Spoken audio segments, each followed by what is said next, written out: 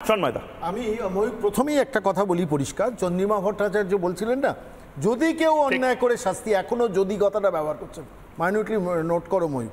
এক, দ্বিতীয়ত রাজ্যের মুখ্যমন্ত্রী মমতা বন্দ্যোপাধ্যায় হেমেদাবাদের সভা থেকে কি বলেছেন, পরিষ্কারভাবে বলেছেন ওই সন্দেশখালীতে একটু জমি জমা সংক্রান্ত ডিসপিউট ছিল, তাই তো ওটা মিটে গেছে, আমরা দু একজনকে অ্যারেস্ট করেছি, অর্থাৎ মহিলাদের উপর নির্যাতনটাকে অ্যাভয়েড করার চেষ্টা করলেন।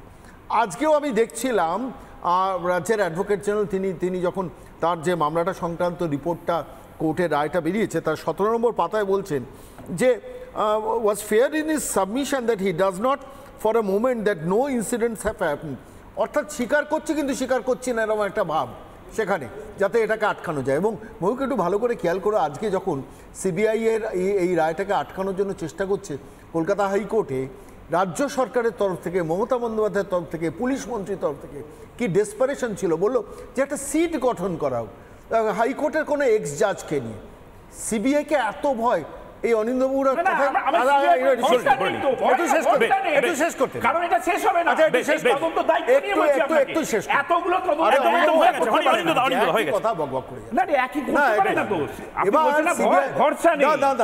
সিবিআই কে এত ভয়, ভরসা নেই না ভাই, ভরসা নেই, বলুন ভরসা নেই, কথা বলে সিবিআই কে এত ভরসা নেই, বলতে দেবেন না, আমি কিন্তু আপনাকে বলতে দেবো না, অনিন্দ্যদার কাছে বেসিক্যালি কোনো ডিফেন্স নেই।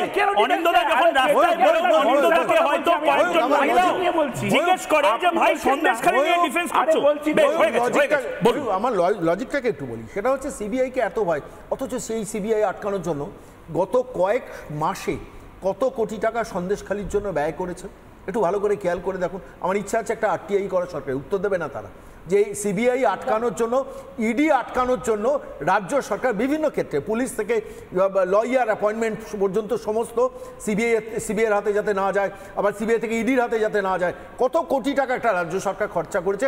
যে সরকার গান্ধী মূর্তি, মাতঙ্গিনী মূর্তির পাদদেশে ছেলেমেয়েগুলোকে বসিয়ে রাখে, যে সরকার সিভিক ভলেন্টিয়ারগুলোকে কনফার্ম করে না, যে সরকার 5.5 লক্ষ সরকারি পদ অবলুপ্ত করে দেয়, যে সরকার দিনের পর দিন কন্ট্রাকচুয়াল দিয়ে সরকারি অফিসগুলোকে ভরিয়ে রাখে, টাকা নেই অথচ এখানে টাকা আছে।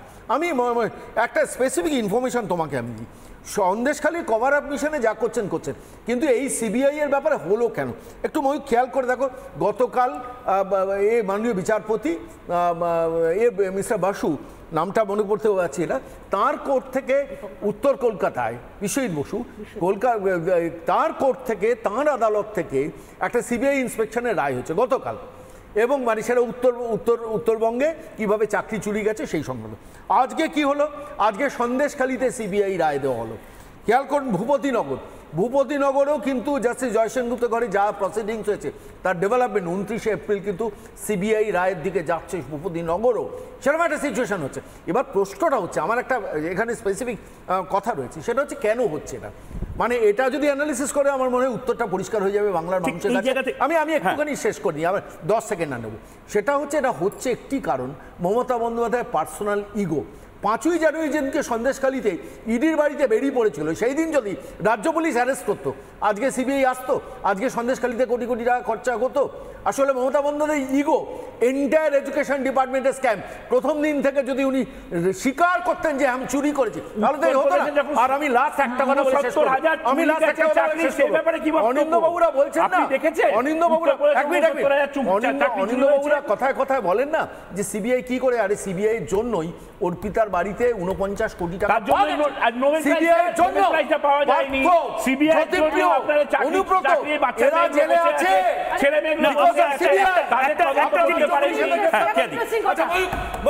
মমতা ব্যানার্জি বলেছিলেন ক্ষমতা এলে আমি নোবেল প্রাইজ খুঁজে দেব।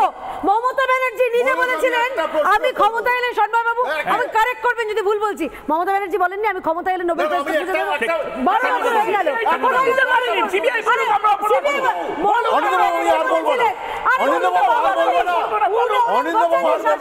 কোথায় গেল? কথা শুধু বলবো, রাজ্য পুলিশ কেন পার্থ চট্টোপাধ্যায়, জ্যোতিপ্রিয় মল্লিক, অনুব্রত মণ্ডলের কে জেলে পড়েনি, এই প্রশ্নের উত্তর আপনাদের কাছে নেই। You cannot reply. আজকে আমি আপনাকে বলি আরে বলার তো সুযোগ দেবেন, বলার সুযোগ দেবেন। সিবিআই আপনার বললেন তো, বললেন তো আপনার কথা, আপনার কি সিবিআই প্রতি ভরসা আছে? হ্যাঁ কি না বলুন, আপনার সিবিআই প্রতি ভরসা আছে? আপনার সিবিআই প্রতি ভরসা আছে? আপনি এটা বলুন না, আরে বলুন না, আপনি বলুন না, সিবিআই আপনার ভরসা আছে, আপনার ভরসা আছে, আমার রাজ্য পুলিশের উপর ভরসা আছে, আজকে দিনের পর দিন আমার রাজ্য পুলিশের উপর ভরসা আছে। অনিন্দদা আমি ফিরদৌস শামীমের কাছে যাওয়ার আগে সিবিআই এর প্রতি ভরসা নেই, ইডির প্রতি ভরসা নেই। আরে শুনুন পয়েন্টে বিচারপতিকে বলুন, তাহলে বিচারপতিরা সিবিআই কি করবে? এক মিনিট আপনি প্রধান বিচারপতি দিচ্ছেন না সম্মান এক মিনিট আরে ছাড়ুন না সিবিআই, সেটা সিবিআই বিচারপতি প্রধান বিচারপতি আস্থা রাখছেন, আপনি কে বলছেন?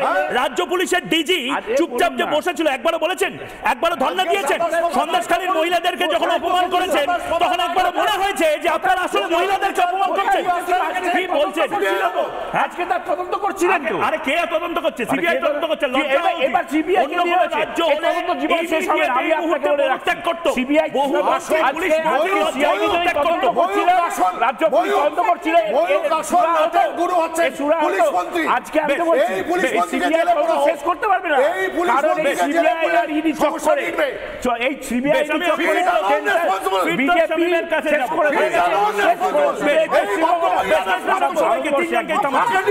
একদম। আমি তিনজনকেই থামাচ্ছি। আমি ফিরদৌস শামীম, জলের মতন টাকা ব্যয় হচ্ছে। রাজ্য পুলিশের একাংশ সন্দেশখালী থানাতে বসে বোধহয় পিঠে খাচ্ছে না কি খাচ্ছে, কিচ্ছু করতে পারছে না, কেস রিপোর্ট তৈরি করতে পারছে না। রাজীব কুমার সানগ্লাস পরে ঘুরে বেড়াচ্ছে, মমতা বন্দ্যোপাধ্যায় পুলিশ মন্ত্রী শাহজাহানের পাশে দাঁড়াচ্ছে। সিবিআই আসলেই এনাদের গা জ্বালা, এনআইএ আসলেই এনাদের গা জ্বালা। কি বলবেন? দেখুন, প্রথমেই বলি সন্দেশখালীতে কি অভিযোগ। সন্দেশখালীতে অভিযোগ হচ্ছে ল্যান্ড গ্র্যাবিং, সেক্সুয়াল হ্যারাসমেন্টের। আচ্ছা, এই রাজ্যের ল্যান্ড অ্যান্ড ল্যান্ড রিফর্মস ডিপার্টমেন্টের মিনিস্টারের নাম কি? মমতা বন্দ্যোপাধ্যায়। এই যে কিছুক্ষণ আগে না বক্তব্য রাখছিলেন, তিনি হচ্ছেন মিনিস্টার অফ স্টেট এই চন্দ্রিমা ভট্টাচার্য। আচ্ছা, এই রাজ্যের পুলিশ মন্ত্রীর নাম কি? মমতা বন্দ্যোপাধ্যায়। অভিযোগ কি কি? Land grabbing, sexual harassment. সাধারণভাবে তো law and order state subject, এটাই তো সংবিধান।